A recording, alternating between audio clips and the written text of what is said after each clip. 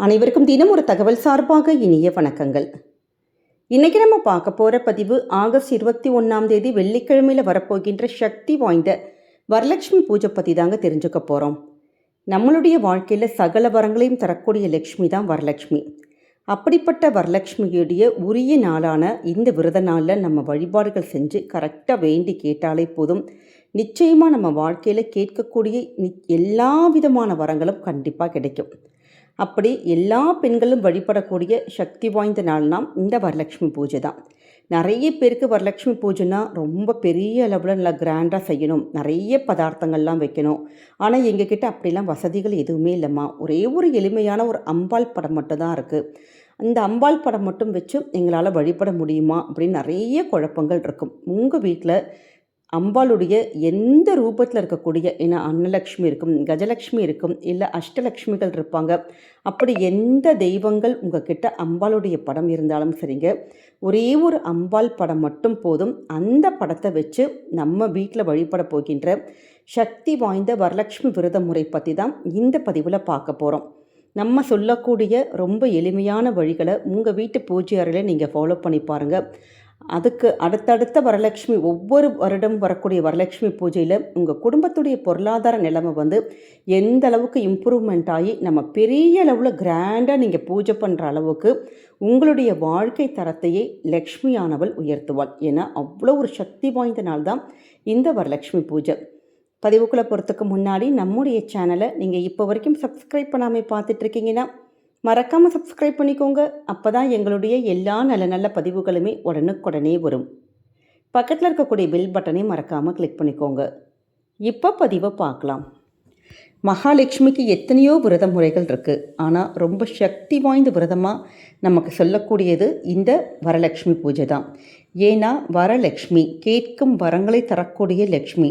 ஒவ்வொருத்தருக்கும் தனிப்பட்ட வாழ்க்கையில் ஒவ்வொரு விருப்பங்கள் இருக்கும். செல்வ வளத்துக்கு கேட்பாங்க, நல்ல ஒரு திருமணத்துக்கு கேட்கலாம், கணவன் மனைவி அந்யோன்யத்துக்கு, குழந்தைகளுடைய ஆரோக்கியத்துக்கு, அப்படி ஒட்டுமொத்த குடும்ப நலனும் நமக்கு நல்லபடியாக இருக்கணும், செல்வ செழிப்பாகணும், கேட்கக்கூடிய வரங்கள் எல்லாம் கிடைக்கணுங்கிறதுனால தான் இந்த வரலட்சுமி பூஜையை நம்ம வழிபடுறோம். பொதுவாக எல்லா பூஜை நாட்களிலும் நம்ம போய் அம்பாளை பார்த்து நம்முடைய கோரிக்கைகள் சொல்வோம் பார்த்தீங்களா. ஆனால் இந்த பூஜையில் மட்டும்தான் அம்பாளை நம்ம வீட்டுக்கு அழைச்சிட்டு நம்ம பூஜைகள் புனஸ்காரங்கள்லாம் பண்ணி நம்ம கேட்கக்கூடிய வரங்களை அந்த லக்ஷ்மி மனமகிழ்ந்து தருவதாக ஐதீகங்கள் இருக்குது. அதனால தான் இந்த ஒரு பூஜைக்கு இவ்வளோ ஒரு விசேஷங்க. நிறைய பேருக்கு இந்த தேதியிலே சின்னதான ஒரு குழப்பம் இருந்திருக்கும். பொதுவாக வரலட்சுமி பூஜைங்கிறது நமக்கு ஆடி மாதத்தில் தானே வைப்பாங்க, இது எப்படி ஆவணி மாதத்தில் வந்திருக்குங்கிற ஒரு குழப்பம் இருக்கும். பொதுவாக வரலட்சுமி அந்த விரதத்தை எப்படி கேல்குலேட் பண்ணுறாங்கன்னு கேட்டிங்கன்னா, ஆடி அமாவாசைக்கு பிறகு வரக்கூடிய அந்த காலத்தை தான் சிரவண மாதம்னு சொல்லுவாங்க. இந்த சிரவண மாதத்தில் பௌர்ணமிக்கு முன்னாடி வரக்கூடிய வெள்ளிக்கிழமையில் தான் வரலட்சுமி விரதமானது நமக்கு அனுஷ்டிக்கப்படும். அப்படி ஆடி மாதத்துடைய துவக்கத்தில் ஆடி அமாவாசை வந்ததுன்னா உங்களுக்கு ஆடி மாதத்துக்குள்ளே இந்த வரலட்சுமி விரதம் வரும். ஆனால் இந்த வருஷம் ஆடி அமாவாசை நமக்கு அந்த நடுப்பகுதியில் அமைஞ்சிருச்சு. அதனால தான் வரலட்சுமி விரதம் நமக்கு ஆவணி மாதத்துடைய முதல் வெள்ளிக்கிழமையான ஆகஸ்ட் 21 அமைஞ்சிருக்குங்க. அதனால் 21 தான் நமக்கு வரலட்சுமி பூஜை. இந்த பூஜைக்கு உங்கள் வீட்டில் படம் இல்லாட்டி கலசம் வச்சு இந்த வழிபாட்டை நீங்கள் பண்ணலாம். இப்போ நிறைய இடத்துல உங்கள் குடும்பத்துடைய பழக்க பிரகாரம் கலசம் வைப்பாங்க. அதாவது கலசம் வைக்கிறதா இருந்தால் நம்ம எவர் சில்வர் அந்த செம்பை தவிர்த்துட்டு நம்ம செம்பு, பித்தளை, வெள்ளியால் ஆனால் ஏதாச்சும் ஒரு குடம் இருக்குது பார்த்தீங்களா, சின்ன குடம் பூஜைக்கான அதை செம்பு மாதிரி எடுத்துக்கலாம். அந்த குடத்தில் நிறைய பேர் தண்ணீர் நிரப்புவாங்க. அதில் எலுமிச்சம்பழம், கிராம்பு, ஏலக்காய், கொஞ்சம் மஞ்சத்தூள், வாசனை திரவியப்பொடி, அதே மாதிரி 9-11 அப்படிங்கிற அந்த எண்ணிக்கையில் நாணயங்கள் போட்டுக்குவாங்க. நிறைய பேர் கோல்டு காயின், சில்வர் காயின் இருந்தால் அதை கூட சேர்த்துக்கலாம். அப்படி அந்த குடத்துடைய அந்த கழுத்து பகுதியில் சாஸ்திரத்துக்காக கொஞ்சம் மஞ்சள் நூல் மட்டும் சுற்றிட்டு அந்த குடத்துக்கு மேலே மஞ்சள் தடவிய தேங்காய் வச்சுட்டு மாவளையெல்லாம் சொருகி வச்சு நீங்கள் பண்ணணும். சில இடத்துல நம்ம தண்ணி எடுக்காமல் அந்த கலசத்தில் அரிசி வைப்பாங்க. அப்படி அரிசி வைக்கிறவங்க அந்த அரிசியோடு சேர்த்து எலுமிச்சம்பழம், காதோலை, கருகமணி, ஏலக்காய், கிராம்பு, ஜாதிக்காய், நாணயம் இது எல்லாம் போட்டு கலசம் வைக்கலாம். அம்பாளோட முகம் இருக்குது அப்படிங்கிறவங்க முகத்தை வச்சு பண்ணலாம். முகம் இல்லை அப்படிங்கிறவங்க ஒரு தேங்காயில் ஃபுல்லாக மஞ்சள் தடவிட்டு அதற்கு குங்குமம்லாம் வச்சுட்டு அலங்காரம் பண்ணிவிட்டு நம்ம வந்து எப்பயும் போல் வைக்கலாம். இப்படி எளிமையான முறையில், அதாவது அவங்கவுங்க குடும்ப பழக்கத்துக்கு எப்படி இருக்கோ எப்படி வேணாலும் பண்ணலாம். சிம்பிளாகவும் பண்ணலாம், உங்களால் கிராண்டாகவும் பண்ணலாம். அப்படி எதுவுமே பண்ண முடியல அப்படிங்கிறவங்க அந்த சும்மா ஒரு செம்பு மட்டும் வச்சுட்டு தேங்காய் வச்சுட்டு ஒரே ஒரு முழம் மல்லிகைப்பூ மாதிரி நீங்கள் அப்படி பூ மட்டும் வச்சு கூட நீங்கள் அலங்காரம் பண்ணலாம். அதே மாதிரி எங்கள் கிட்ட வந்து இது மாதிரி கலசம்லாம் எங்களால் பண்ண முடியாதம்மா, எளிமையாக எங்கள் கிட்ட ஒரே ஒரு மகாலட்சுமி ஃபோட்டோ தான் இருக்குது அப்படிங்கிறவங்க நம்ம என்ன பண்ணணும்னு கேட்டிங்கன்னா, அந்த படம் இருக்குது பார்த்தீங்களா, எந்த படம் உங்கள் கிட்ட இருக்கோ அந்த படத்தை நீங்கள் நல்லா சுத்தப்படுத்தி எடுத்துட்டு அந்த படத்தை நல்லபடியாக ஒரு சின்னதான ஒரு மனைப்பலகை எடுத்துக்கோங்க. அந்த மனைப்பலகையில் கோலம்லாம் போட்டு அதை எடுத்துகிட்டு போய் உங்கள் வீட்டோட நிலவாசலுக்கு நீங்கள் வெளியில் வச்சிடணும். வச்சதுக்கப்புறமேட்டு அந்த அம்பாளுடைய அந்த ஃபோட்டோக்கு நல்லபடியான பூக்கள், மல்லிகைப்பூவோ வேறு என்ன பூ உங்கக்கிட்ட வாசனையான பூக்கள் இருக்கோ அந்த பூக்களை நீங்கள் அந்த சாத்திட்டு அந்த மகாலட்சுமியை மனசார நல்லா வேண்டி நீங்கள் வந்து நம்ம வீட்டுக்குள்ளே வந்து எப்படி ஒரு கெஸ்ட்டு நல்லா சந்தோஷமாக நம்ம வரவேற்போம், அதே மாதிரி ஏன்னா ஒரு தெய்வமே நம்ம வீட்டுக்குள்ளே வருது, அப்படி வலது காலை எடுத்து வச்சுட்டு அந்த அம்பாள் வர மாதிரி நீங்கள் நினச்சி அம்பாளை வீட்டுக்குள்ளே வர வைக்கணும். மகாலட்சுமிக்கான துதிகளை பாடி கூட நீங்கள் வந்து அழைச்சிட்டு வரலாம்.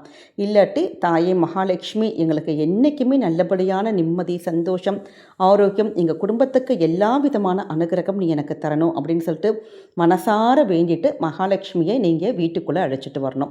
அப்படி நம்ம அழைச்சிட்டு வரத்துக்கான அந்த ஒரு நேரம் இருக்குது பார்த்தீங்களா, ஒன்று வியாழக்கிழமையில் அழைச்சிட்டு வரலாம். ஏன்னா நிறைய பேர் கலசம் வைக்கிறவங்க வியாழக்கிழமையே பண்ணுவாங்க.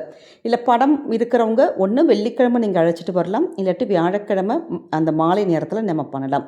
இதற்கான நேரம் எப்போ வந்திருக்குன்னு கேட்டிங்கன்னா, வியாழக்கிழமை, அதாவது ஆகஸ்ட் 20ஆம் தேதி இப்போ காலை நேரம் காலையில் 10:40 11:40 மணி வரைக்கும் இருக்குது. மாலை நேரமாக இருந்தால் 6 மணிக்கு மேலே நீங்கள் அழைக்கலாம். இப்போ வெள்ளிக்கிழமை அழைக்கிறோமா அப்படின்னா காலையில் 6 மணிலேருந்து 7:20 மணிக்குள்ளே நீங்கள் அழைக்கலாம். இப்போ பூஜைக்கான வழிபாட்டு நேரம் நமக்கு எப்போன்னு கேட்டிங்கன்னா, வெள்ளிக்கிழமை காலையில் 10:30 மணிக்கு நமக்கு ராகு காலம் தொடங்குது. அதனால் காலை நேரம் 9 மணிலேருந்து 10:20 மணிக்குள்ளே நமக்கு நல்ல நேரமாக அமைஞ்சிருக்கு. அந்த நேரத்தில் நீங்கள் வழிபாடுகள் பண்ணலாம். அதே மாதிரி மாலையில் பண்ணுறவங்களா இருந்தால் 6 மணிக்கு மேலே நீங்கள் பண்ணிக்கலாம். இப்போ நம்ம கலசம் வச்சுருக்கவங்களும் சரி, நம்மளுடைய படம் வச்சுருக்கவங்களும் சரி, புனர் பூஜை பண்ணுவோம். அதற்கான ஒரு நேரம் வேணும் பார்த்தீங்களா, அது வந்து அடுத்த நாள், அதாவது சனிக்கிழமையில் மாற்றுவாங்க. ஆகஸ்ட் 22ஆம் தேதி காலையில் 7:35 மணிலேருந்து 9 மணி வரைக்கும், அதே மாதிரி காலையில் 10:35 மணிலேருந்து பகல் 12 மணி வரைக்கும். அடுத்ததாக ஆகஸ்ட் 23ஆம் தேதி, அதாவது இப்போ வெள்ளிக்கிழமையில் நீங்கள் வந்து இது மாதிரி கலசமோ படமோ வைக்கிறவங்க வெள்ளி, சனி, ஞாயிறு அப்படி 3ஆம் நாள் நம்ம மாற்றுவோம். அப்படி ஆகஸ்ட் 23ஆம் தேதிக்கு நீங்கள் இந்த புனர்பூஜை பண்ணுறவங்களா இருந்தீங்கன்னா காலையில் 7 மணிலேருந்து 9 மணி வரைக்கும், இல்லாட்டி காலையில் 10 மணிலேருந்து 11:45 மணி வரைக்கும் நேரம் சொல்லப்பட்டிருக்கு. அதனால் இந்த நேரத்தை நீங்கள் சரியாக பயன்படுத்திக்கிட்டு இந்த பூஜை வழிபாடுகளை நம்ம செஞ்சாலே போதுங்க. இப்படி நம்ம வீட்டுக்குள்ளே கொண்டு வர அம்பாள் படம் இருக்குது பார்த்தீங்களா, அதை அப்படியே எடுத்துகிட்டு போயிட்டு உங்களுடைய சுவாமி ரூம் இருக்குது பார்த்தீங்களா, அந்த இடத்துல நம்ம வைக்கணும். அதாவது உங்கள் கிட்ட ஒரு மனை இருந்ததுன்னா, மனை பலகை இருந்ததுன்னா அந்த மனை மேலே இருக்க இந்த அம்பாள் படத்தை நீங்கள் வைக்கலாம். இப்போ மனையெல்லாம் இல்லைம்மா, எங்கள் கிட்ட சின்ன கபோர்டு மாதிரி தான் எங்கள் வீட்டு பூஜை ரூம் இருக்குன்னா அந்த இடத்துல ஒரு பெரிய பித்தளை தாம்பாளம் இருந்ததுன்னா கூட தாராளமாக பித்தளை தாம்பாளம் யூஸ் பண்ணிக்கலாம்.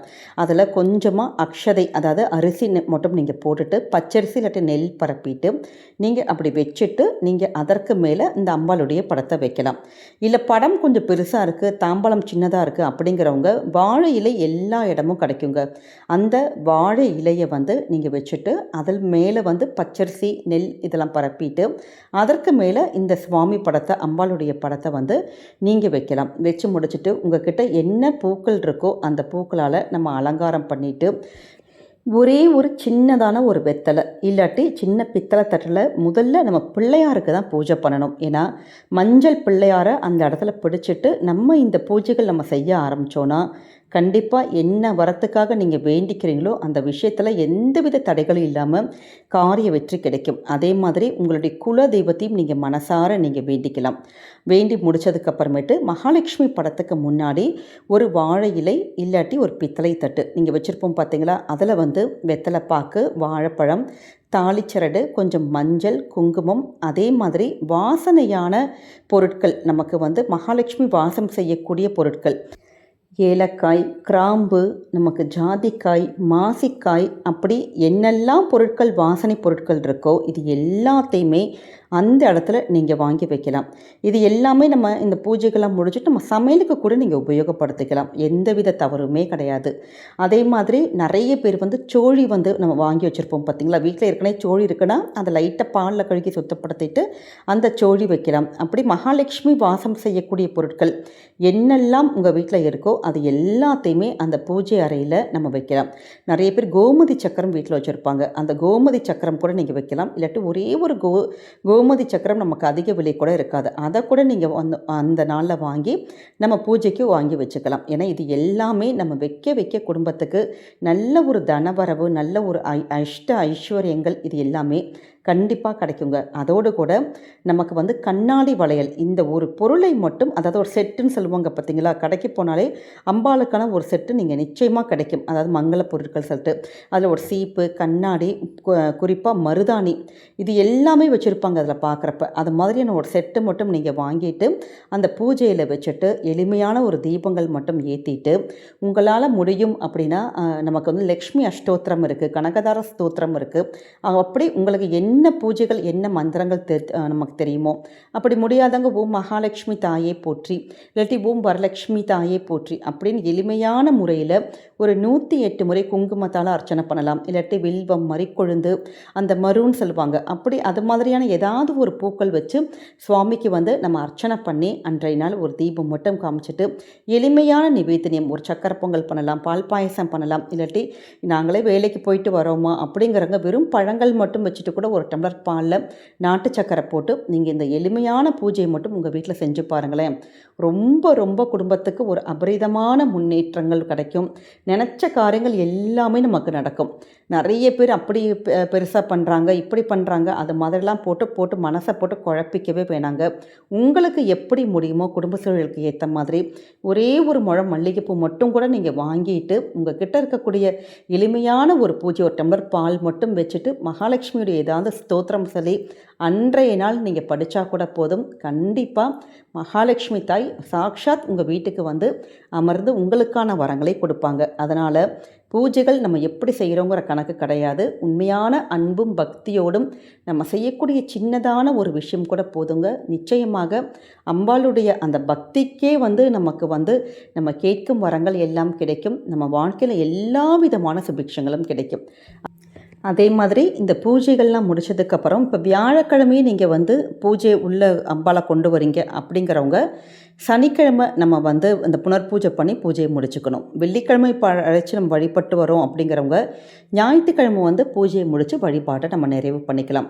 வழிபாடு நம்ம முடித்து அந்த கலசம் இல்லாட்டி படம் இருக்குது பார்த்தீங்களா, அதை அப்படியே எடுத்துகிட்டு போயிட்டு உங்களுடைய வீட்டோட சமையலறையில் இருக்கக்கூடிய அரிசி வைக்கக்கூடிய பாத்திரத்தில் நம்ம வைக்கணும். வச்சுட்டு மகாலட்சுமி தாயே, அஷ்டலக்ஷ்மியோட வடிவத்தில் எங்களோட வீட்டுக்குள்ளே என்றைக்குமே நீ எழுந்தருளி குறையாத செல்வ நலன்களை எங்களுக்கு அருளணும் அப்படின்னு மனசார வேண்டிட்டு நீங்கள் வந்து அந்த படத்தை திருப்பி உங்களுடைய பூஜை அறையில் கொண்டு போய் வச்சிடலாம்.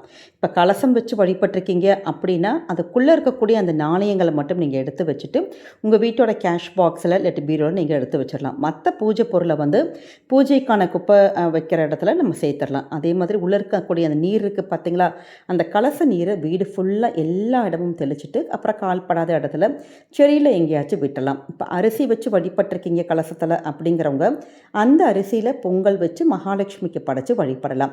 இல்லாட்டி அந்த அரிசியை பயன்படுத்தி அடுத்து வரக்கூடிய ஏதாவது விசேஷங்கள், நிறைய கிருஷ்ண ஜெயந்தி வருது, விநாயகர் சதுர்த்தி வருது, அதுக்கான ஏதாவது பிரச்சனைகள் நம்ம பண்ணுறப்ப அந்த அரிசியை நீங்கள் தாராளமாக யூஸ் பண்ணிக்கலாம். நம்ம சொல்லுகின்ற இந்த எளிமையான முறையில் உங்கள் வீட்டில் நீங்கள் பூஜை பண்ணி பாருங்கள். கண்டிப்பாக அஷ்டலக்ஷ்மிகளுடைய வருகையும் வரலட்சுமியுடைய வருகையும் உங்கள் குடும்பத்துக்கு என்றைக்குமே நிரந்தரமாக இருக்குங்க. கேட்கக்கூடிய வரங்கள் எல்லாமே நிச்சயமாக கிடைக்கும். இந்த பதிவானது உங்கள் எல்லாருக்கும் பிடிச்சிருக்கும்னு நினைக்கிறோம். நம்முடைய கமெண்ட் செக்ஷனில் வரலட்சுமி வருக வருக அப்படிங்கிற சக்தி வாய்ந்த நாமத்தை பதிவிடுங்க. வரலட்சுமி தேவியுடைய வருகை உங்கள் வீட்டில் என்றைக்குமே நிரந்தரமாகவே இருக்கும். அதே மாதிரி இந்த பதிவு உங்கள் ஃப்ரெண்ட்ஸ் அண்ட் ஃபேமிலி மெம்பர்ஸ்க்கு மறக்காமல் ஷேர் பண்ணுங்கள். நம்முடைய சேனலை நிறைய பேர் நீங்கள் சப்ஸ்கிரைப் பண்ணாமே பார்த்துட்ருக்கீங்க. மறக்காமல் சப்ஸ்கிரைப் பண்ணி நீங்கள் ஃபாலோ பண்ணிக்கோங்க. மீண்டும் இன்னொரு அற்புதமான பதிவில் சந்திக்கிறோம். நன்றி, வணக்கம்.